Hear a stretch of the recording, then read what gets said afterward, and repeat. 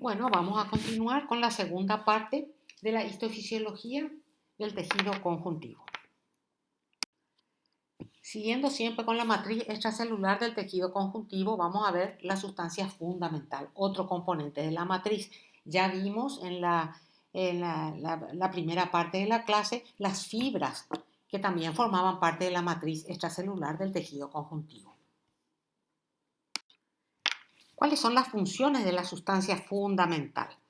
Proveer sostén mecánico y estructural al tejido e influir sobre la comunicación extracelular.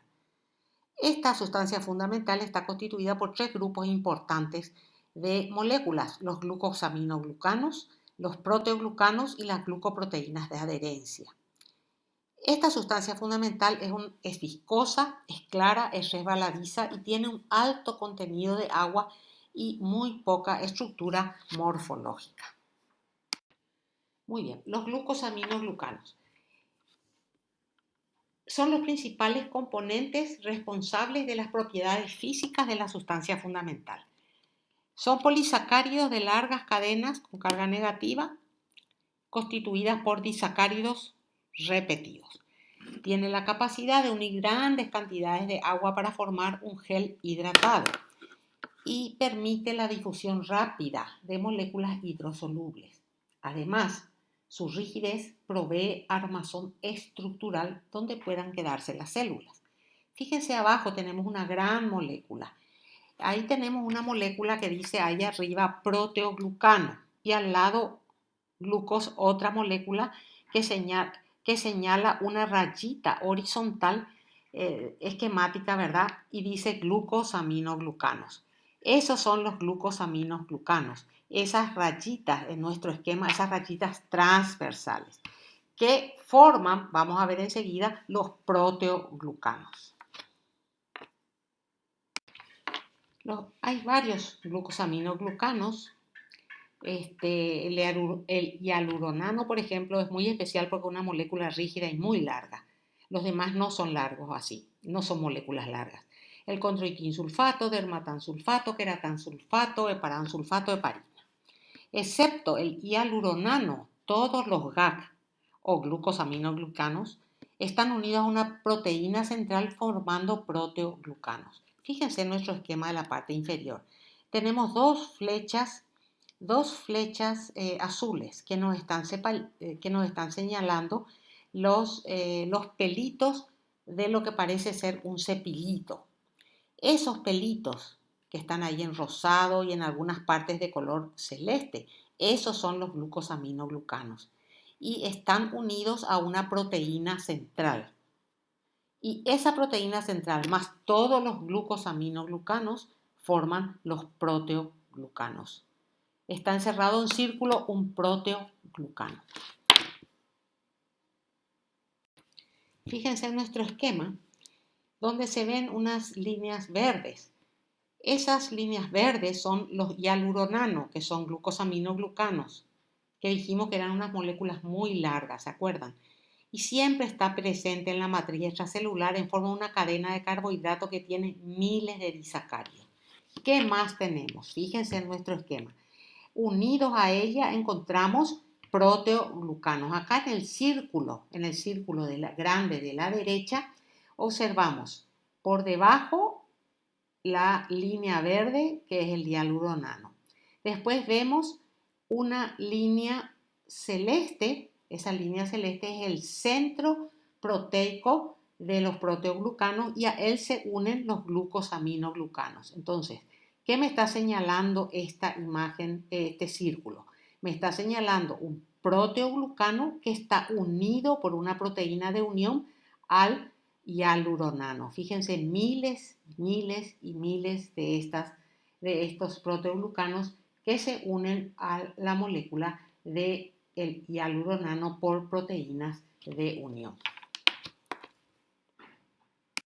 Acá tenemos los proteoglucanos. ¿Qué eran los proteoglucanos? Que tenían una proteína central y en él se insertaban un montón de glucosaminoglicanos, ¿ven? Y acá tenemos el agrecano, el versicano, la decorina, sindecano, etcétera, etcétera, varios tipos varios tipos de proteoglucanos, pero todos tienen su proteína central y unida a ellas los glucosaminoglicanos. Fíjense en la imagen de la derecha abajo. Vemos en azul el ácido hialurónico y en él está que es un glucosaminoglucano largo, ¿se acuerdan? Y en él se insertan un montón de proteoglucanos unidos por una proteína de enlace o proteína de unión. Otro componente son las glucoproteínas multiadhesivas. Son importantes para la estabilización de la matriz extracelular y su vinculación con las superficies celulares. Poseen sitios de fijación para colágenos, para proteoglucanos y para glucosaminoglucanos. Interaccionan con integrinas y lamininas y regulan y modulan las funciones de la matriz relacionadas con el movimiento y migración de las células cuya proliferación y diferenciación también estimulan. Algunas proteínas multiadhesivas podemos citar como la fibronectina. Esta es la glucoproteína más abundante del tejido conectivo. Hasta el momento se han identificado como 20 moléculas diferentes de fibronectina, muy importante en la unión de las células a la matriz extracelular. Después tenemos la laminina. La laminina, como hemos visto en otros capítulos, está presente en las láminas basales y en las láminas externas. Posee sitios de unión para las moléculas de colágeno de tipo 4, heparansulfato, heparina, entactina, laminina y el receptor de la laminina en la superficie celular. La tenasina es muy importante porque participa en la adhesión de las células a la matriz extracelular. Tiene sitios de fijación para el fibrinógeno, la heparina y factores de crecimiento fibroblástico. Y la osteopontina está presente ¿dónde? En la matriz extracelular del hueso, del tejido óseo. Se une a los osteoclastos, que es una célula que existe en el tejido óseo, y adhiere esta célula a la superficie ósea subyacente. La osteopontina desempeña un papel muy importante en el secuestro del calcio y en la promoción de la calcificación de la matriz extracelular. Eso lo veremos más adelante cuando estudiemos tejido óseo. Ahora vamos a ver el componente celular del tejido conjuntivo. Las células que se encuentran en el tejido conjuntivo podemos clasificarlas en fijas y en migrantes. Las fijas son los fibroblastos y sus primos hermanos, los miofibroblastos, las células reticulares, las células madre mesenquimáticas, los adipocitos y los mastocitos. Y las células migrantes, los monocitos y macrófagos, linfocitos y plasmocitos, neutrófilos y eosinófilos. Acá tenemos imágenes de la célula más importante o una de las más importantes del tejido conjuntivo, que es el fibroblasto. No se olviden que el fibroblasto es la célula que produce todas las fibras que estuvimos estudiando y por supuesto gran parte de los hidratos de carbono complejos de la matriz. Es una célula muy trabajadora. Fíjense a la derecha, a la izquierda arriba. Con la punta de flecha nosotros estamos viendo un fibroblasto inactivo. Su núcleo está oscuro, su citoplasma es acidofílico y bien alargado, finito, termina como en unos dedos, muy finito. Con la flecha amarilla estamos viendo las fibras colágeno. La célula que está señalada con la flecha es un plasmocito. Abajo, en la imagen de la izquierda, abajo, vemos muchísimos núcleos alargados. Uno de ellos está marcado con nuestra flecha celeste. Todos estos son núcleos de fibroblastos, alargados, oscuros, homogéneos. Y que no está, prácticamente no se ve su citoplasma. ¿Ven? Prácticamente no se ve su citoplasma por la gran cantidad de fibras que hay. Y esas fibras están señaladas con la flecha naranja. A la derecha estamos viendo también fibroblastos. Pero estos fibroblastos, a diferencia de los que recién vimos, son de núcleo grandote.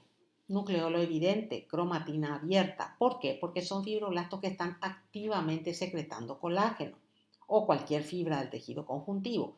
Son fibroblastos activados. Fíjense que su citoplasma, si bien es cierto, tiene muchas prolongaciones, no es de un color tan acidófilo, sino más bien basófilo. ¿Por qué? Porque tiene abundante cantidad de RER.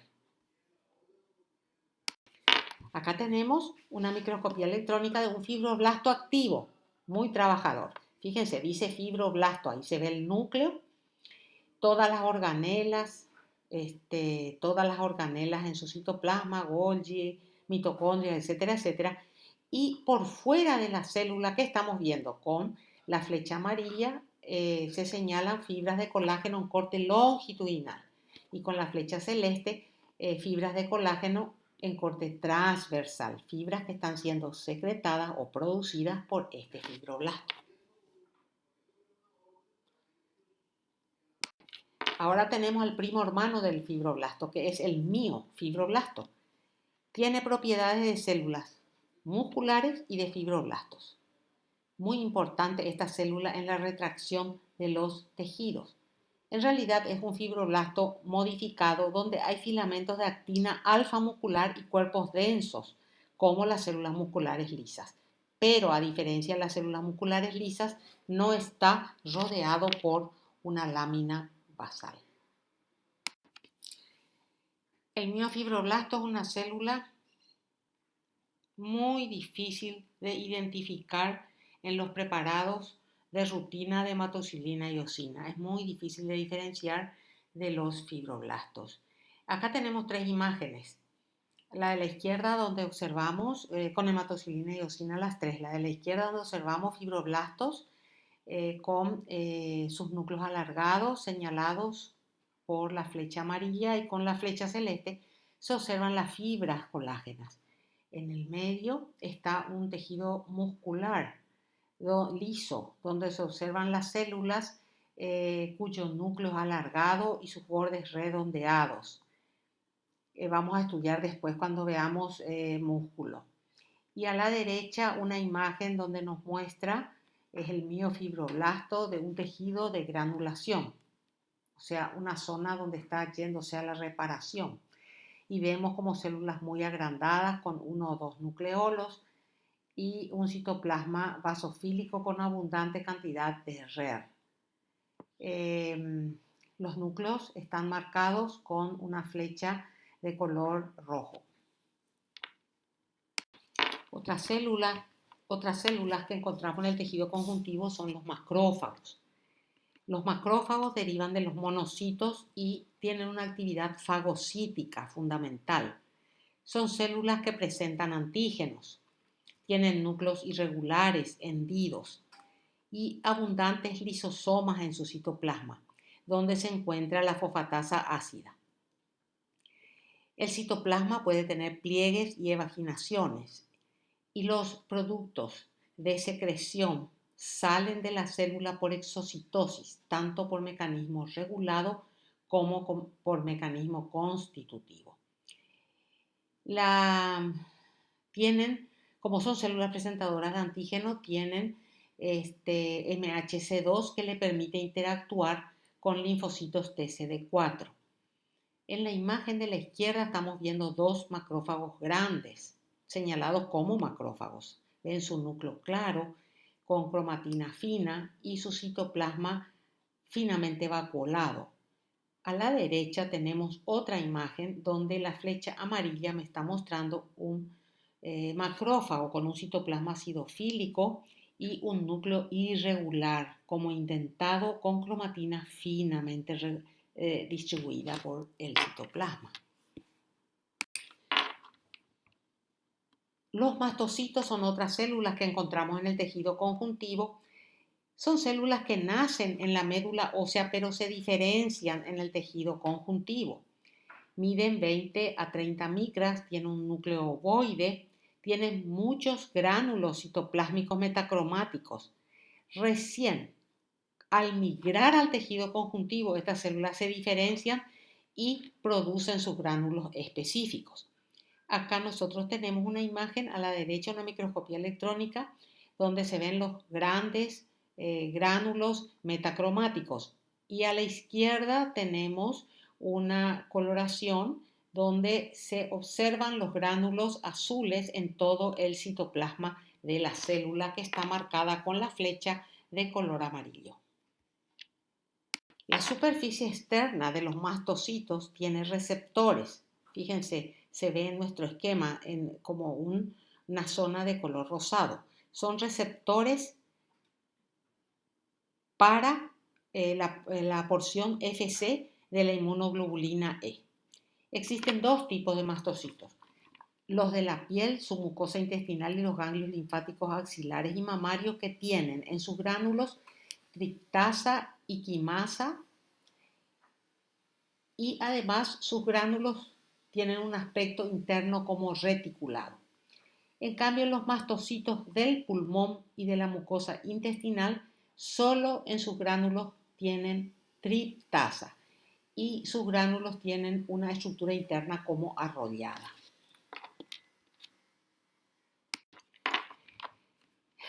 En los gránulos de los mastocitos encontramos mediadores preformados que contienen histamina, heparina, triptasa y quimasa, factor quimiotáctico de los eosinófilos, factor quimiotáctico de los neutrófilos.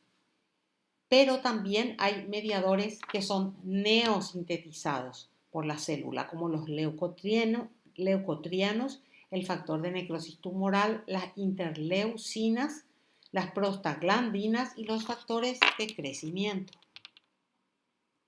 A la derecha tenemos una imagen donde se ven los mastocitos. Fíjense, un citoplasma enormemente cargado de gránulos que cubren casi totalmente al núcleo. Son gránulos metacromáticos. Como esta célula es muy parecida y tiene un primo hermano que se llama basófilo, entonces acá tenemos nosotros un cuadro del libro de ustedes muy interesante, donde nos establece las diferencias que hay entre los mastocitos y los basófilos. En cuanto a su origen, los mastocitos nacen de una célula madre hematopoyética y también los basófilos. El sitio de diferenciación: el mastocito en el tejido conjuntivo, el basófilo en la médula ósea. Sale de la médula ósea como basófilo. Diferenciación celular. Perdón, divisiones celulares, no diferenciación celular. Divisiones celulares sí. Algunas veces los mastocitos se dividen, sin embargo los basófilos no. ¿Circulan en la sangre? No, los mastocitos no, sí los basófilos. ¿Cuánto viven? El mastocito vive de semanas a meses, los basófilos días. ¿Qué tamaño tienen? El mastocito es mucho más grande, mide 20 a 30 micras, en cambio un basófilo 7 a 10 micras. ¿Qué forma tiene el núcleo? El mastocito redondeado, el basófilo segmentado y normalmente suele ser bilobulado. ¿Tienen gránulos? Sí. Gran cantidad tienen los mastocitos grandes y metacromáticos. Los basófilos también tienen gránulos que le cubren bastante y que son basófilos. Después, receptores superficiales de alta afinidad para anticuerpos de la inmunoglobulina E. Ambos tienen, tanto los mastocitos como los basófilos. Marcador de actividad celular: en los mastocitos la triptasa y en los basófilos aún no se ha determinado. Muy bien, pasemos a otra célula del tejido conjuntivo, que son los pericitos. Los pericitos son células contráctiles que envuelven la pared de los capilares y las vénulas. Capilares y vénulas. Tienen fibras de actomiosina y comparten la membrana basal de los capilares y las vénulas. A la derecha, con una flecha amarilla, está señalada en la microscopía electrónica el pericito, y con la flecha celeste la luz del vaso tapizada por el endotelio que se ve arriba. En la lámina inferior estamos viendo al pericito, a las proyecciones del pericito rodeando la pared vascular. Los pericitos tienen la capacidad contráctil y de esa forma regulan el flujo de sangre capilar. Además, estabilizan la pared vascular, forman la barrera hematoencefálica, estabilizan y controlan la maduración de las células endoteliales. Es una célula fagocítica y es una célula madre. Tiene muchas funciones, como podemos ver. En la imagen de abajo estamos viendo dos capilares. Uno de ellos en uno de ellos hay una flecha amarilla que me está señalando una célula, el núcleo de una célula que, fíjense, es más grande que los núcleos de las células endoteliales. Esa célula es un pericito. Sigamos con nuestras células del tejido conjuntivo. Otra que solemos ver en abundante cantidad en algunas localizaciones es el plasmocito. El plasmocito es un componente importante y destacado del tejido conjuntivo. Todos sabemos de dónde deriva, del linfocito B. Vive de 10 a 30 días. Tiene 20 micras promedio de diámetro y tiene un núcleo excéntrico. ¿Qué quiere decir excéntrico? Hacia un lado del citoplasma con una cromatina que se dispone en lo que consideramos rueda de carro. Tiene un abundante retículo endoplásmico rugoso, tiene un prominente Golgi y produce inmunoglobulina, es su principal función. Fíjense, en la imagen de abajo, señalada con las flechas negras, vemos dos plasmocitos. Fíjense que el núcleo está rebatido hacia la periferia, ¿ven? Está rebatido hacia la periferia. La cromatina se dispone en rueda de carro. El citoplasma es acidófilo. Y fíjense en la imagen de abajo, o sea, en el plasmocito de abajo hay una flecha de color amarillo que está señalando una zona cerca del núcleo que es más clara que el resto del citoplasma. Esa es la zona donde está el Golgi y se llama zona Golgi negativa. En la imagen de la derecha y arriba observamos un plasmocito con su típica disposición de la cromatina en el núcleo. Fíjense el abundante retículo endoplásmico de la célula. Y ahora nos queda un poco de tiempo para hablar sobre un tejido llamado tejido adiposo. El tejido adiposo es un tejido conjuntivo también, pero es un tejido conjuntivo especializado. Su función más importante es la homeostasis energética y está constituido por unas células redondeadas que se llaman adipocitos y ellas son células fijas del tejido conjuntivo. Estas células tienen lípidos dentro de unas gotas en su citoplasma y que esos lípidos, preferentemente triglicéridos, constituyen una forma dinámica de almacenamiento de energía. Fijémonos en nuestra imagen de abajo. Hay dos células, una que dice célula grasa blanca y otra que dice célula grasa marrón. La célula grasa blanca es una célula redondeada, como ustedes están viendo, con una gran gota llena de triglicéridos. Esta gota está señalada con la flecha de color celeste y esta gota ocupa casi todo el citoplasma y le empuja al núcleo hacia la periferia. El núcleo es de color verde. En cambio, en la célula grasa marrón, nosotros vemos que el núcleo no está desplazado, el núcleo es redondeado, hay muchísimas mitocondrias en el citoplasma y las vacuolas lípidas son muchas y están de pequeño tamaño y están distribuidas por todo el citoplasma. Muy bien. De acuerdo a las células que estuvimos viendo en la imagen de la diapositiva anterior, hay dos tipos de tejido adiposo. Uno que está constituido por células adiposas blancas y se llama tejido adiposo blanco. Este es un tipo predominante en el adulto. Y el otro, que está constituido por células adiposas marrones, es el tipo predominante en el feto y en el recién nacido. En la imagen de abajo a la izquierda nosotros tenemos un tejido adiposo blanco del adulto. La flecha azul me está mostrando un adipocito blanco, ¿ven? No se ve casi citoplasma, todo el citoplasma está ocupado por esa vacuola blanca. Y allá arriba, señalizado con una flecha roja, vemos el núcleo que fue rebatido o empujado hacia la periferia. En cambio, en el tejido adiposo marrón, nuestra flecha, fíjense, nuestra flecha amarilla nos está señalando un adipocito. Fíjense que el núcleo está en el medio o en el costado, es redondeado, no fue aplastado, no fue nada. Y el citoplasma tiene muchas vacuolas chiquitas. En vez de tener una sola vacuola como el tejido adiposo blanco, tiene muchas vacuolas pequeñas de triglicéridos. Y acá tenemos una imagen donde se evidencia la localización del tejido adiposo marrón a la izquierda y el blanco a la derecha. Tomémonos un minuto para ver dónde se encuentran ambos tipos de tejido adiposo. ¿Dónde se originan las células que van a formar el tejido adiposo blanco y pardo? Hay dos caminos. Uno es la célula madre perivascular, que están alrededor de las vénulas. Fijémonos en nuestro esquema de la derecha. Hay una célula madre perivascular alrededor de las vénulas, son células madre mesenquimáticas. Esa va a dar origen a los adipocitos blancos.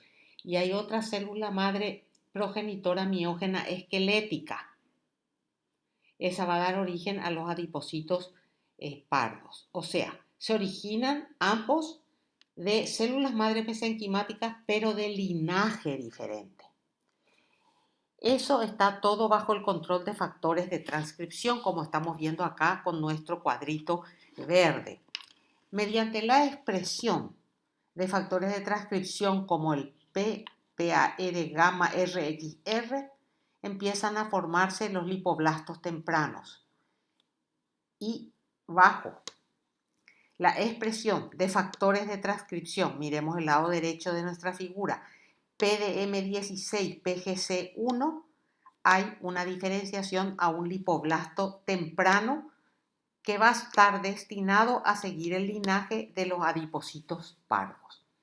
Este lipoblasto temprano, sobre todo el lipoblasto temprano que va a dar origen al adipocito maduro, parece un fibroblasto en su primera etapa, y en esta etapa adquieren una lámina externa o basal y empiezan a acumular gotitas de lípido en su citoplasma, transformándose en lipoblastos intermedios. Fíjense en el lado izquierdo, lipoblasto intermedio, con múltiples gotitas de triglicéridos. Después estas gotitas se unen en una gran gota, en una gran vacuola, que ocupa casi todo el citoplasma y rebate el núcleo hacia la periferia, transformándose en un lipocito maduro. En cambio, el lipoblasto temprano del otro linaje no va a unir sus vacuolas. Las vacuolas lipídicas van a permanecer separadas como tales, pequeñas por todo el citoplasma, y el núcleo va a conservar su posición. Y entonces vamos a tener adipocitos pardos.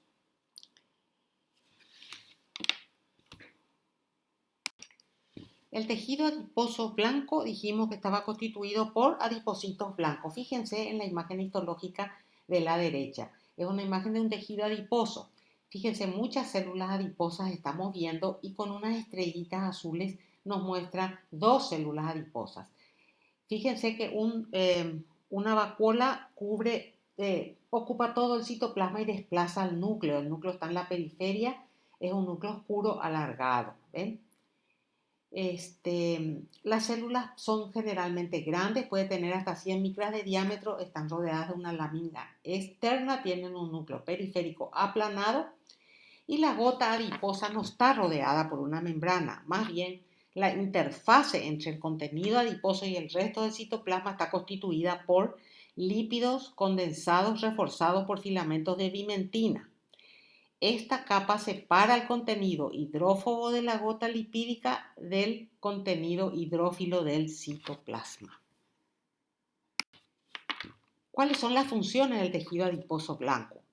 almacenamiento de energía, aislamiento térmico y amortiguación de los órganos vitales, secreción de hormonas como las adiposinas, grupos de sustancias metabólicamente activas que incluyen hormonas, factores de crecimiento y citocinas. Por esta razón, por la secreción de todas estas sustancias, es que el tejido adiposo es considerado muy importante en la homeostasis energética, en la adipogénesis, en el metabolismo de los esteroides y en la respuesta inmunitaria. El tejido adiposo pardo, acá tenemos nuestra imagen a la derecha, ¿ven? Son células grandes también, pero dentro de las células hay múltiples gotitas, múltiples vacuolas con triglicéridos. Es un tejido termógeno esencial que se encuentra en el neonato, protegiéndolo de la pérdida de calor. Los adipocitos, como dijimos, tienen pequeñas gotas de lípido con un núcleo que puede ser excéntrico o no, pero no es aplanado. Tiene una gran cantidad de mitocondrias con citocromo oxidasa, lo cual le confiere el color pardo a las células. Y la actividad metabólica está regulada por el sistema nervioso simpático y está relacionada con la temperatura ambiental exterior.